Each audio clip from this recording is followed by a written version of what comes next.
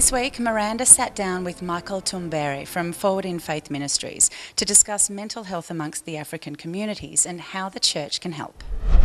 Child abuse, mental health and peer pressure are some of the issues that are rarely discussed within African communities and sometimes even in the church. Members within these communities often suffer in silence as they have no one to speak with or for them. Today I'll be sitting down with Michael Tumbere, who is a member of a church named Forward in Faith Ministries, and on the 8th of December this year they'll be holding a seminar for leaders, elders and teachers discussing child abuse, mental health, peer pressure and dealing with disabled children.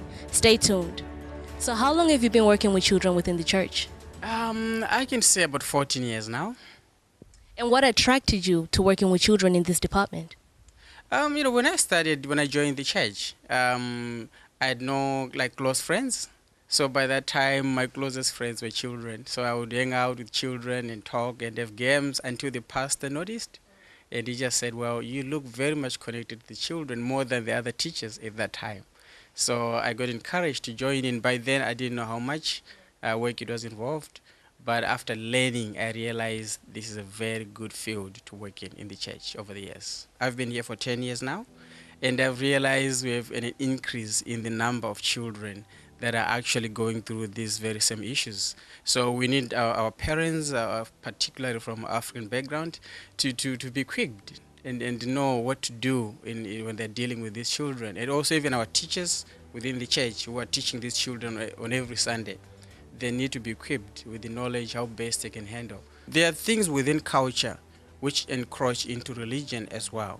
So we are not saying we throw out the whole lot of culture and we just remain with religion, but we need to strike a balance where we say some of the issues that are within our culture needs to be challenged, needs to be looked into. We need discussions over those issues. And when you look at people who are now youths, who came from the child evangelism and the young generations, and now they are youths, and they never had this kind of event happen.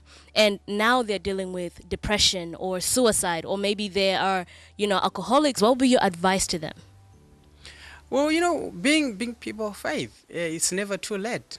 It's never too late to do anything. I can reference one of our pastors who is of Aboriginal background. And I remember he came to church when he was actually running away from rehab. So he popped into church and realized, oh, these people are singing, what's going on? So from that time, his journey started. But if you look at him now, he's a changed man. But it wasn't too late for him to do something about it. So from a perspective of people of faith, my Bible tells me there's nothing impossible with God. So it doesn't matter how far you have gone, the journey should start at that moment. We are having this seminar, we are targeting mainly our teachers within the church.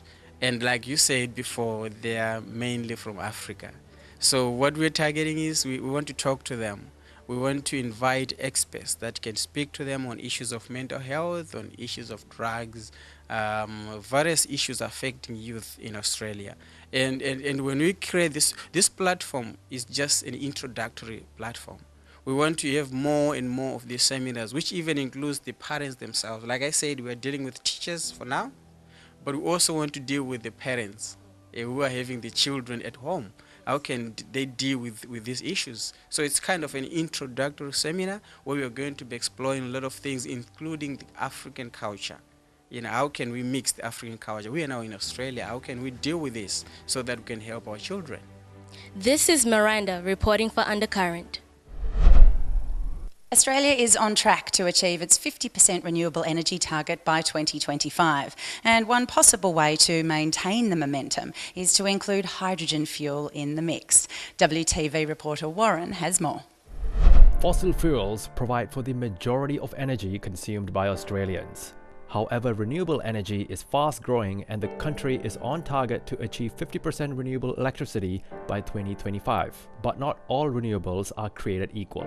While solar and wind energy sources are more common, there is another type of renewable energy which has the potential to shake up the oil industry and give its diesel and petrol counterparts a run for their money: hydrogen fuel.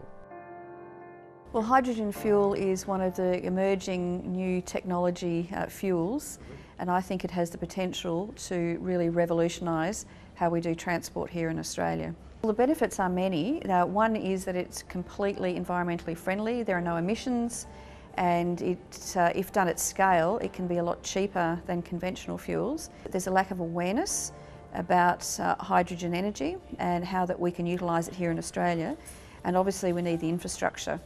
So we need to create both the supply but also the demand. So people actually have to understand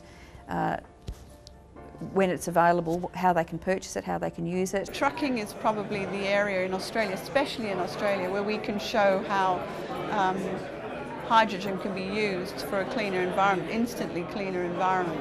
So trucking is probably the area where we could do the most in Australia, and where the scale will come and the demand will come. Hydrogen is a zero-emission fuel and is already being used in fuel cell vehicles in the United States, Canada and Germany. But is it really worth all its hype? You have Olympics in Tokyo.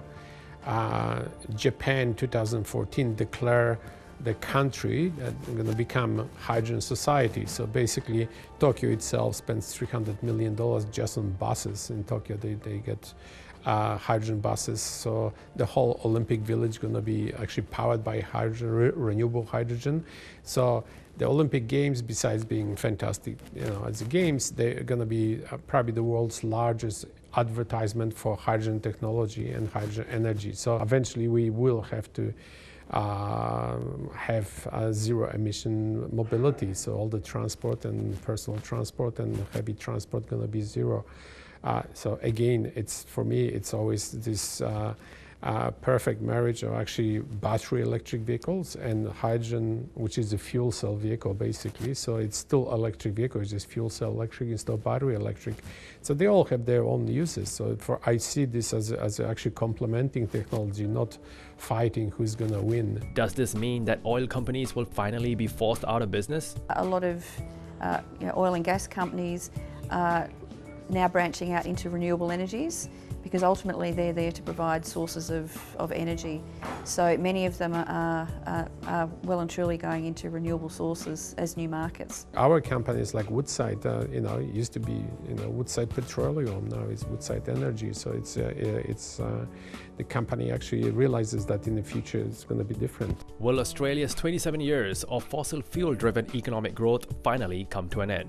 Jill Strashtuha from the Australian Centre for LNG Futures does not think so. At the moment, hydrogen tends to be produced and used locally, but we see it as an opportunity to piggyback on to what we've already done very well in Western Australia in particular, but Australia more broadly, in that we have a fantastic natural gas industry.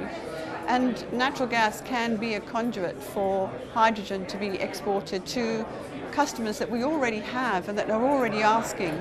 So Japan and Korea, for example, they are asking for hydrogen, and being able to export that to countries that need it, that don't have the same sort of facilities, land, infrastructure that we have, is a great proposition for Australia. Not only can we have an industry here to support hydrogen vehicles in Australia, but we can export it as well, and that's a very exciting opportunity. This is Warren Masilamani for WTV. Well, that's all we have time for on this week's episode of Undercurrent. If you have not downloaded the WTV Your View app yet, go get it. Puts WTV in your pocket. It's great. We'll see you next week.